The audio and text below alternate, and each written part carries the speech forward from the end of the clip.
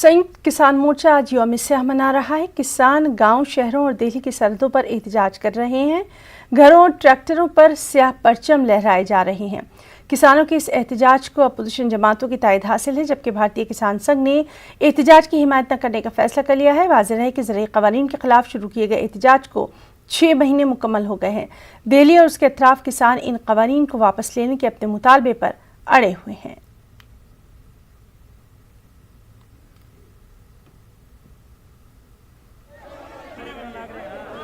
ये कहेंगे पूरे देश भर में विरोधी काले झंडे लेकर सरकार का विरोध करेंगे।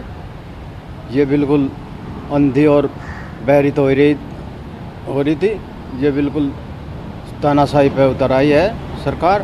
हम इस चीज़ का पूरे देश भर में विरोध प्रदर्शन करेंगे। हम कोई खुशी से नहीं आ रहे।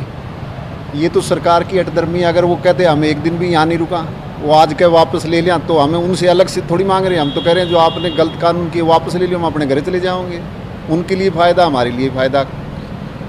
तो हम थोड़ी लड़ाई लड़ रहे हैं। ये तो गवर्नमेंट हमें ज़बरदस्ती बिठा रखे हमें यहाँ।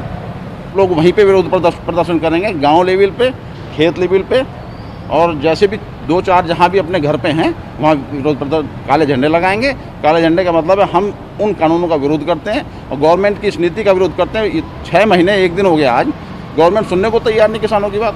आखिर हम लोगों ने गवर्नमेंट को चुना है तो उस गवर्नमेंट को सुनना चाहिए ना।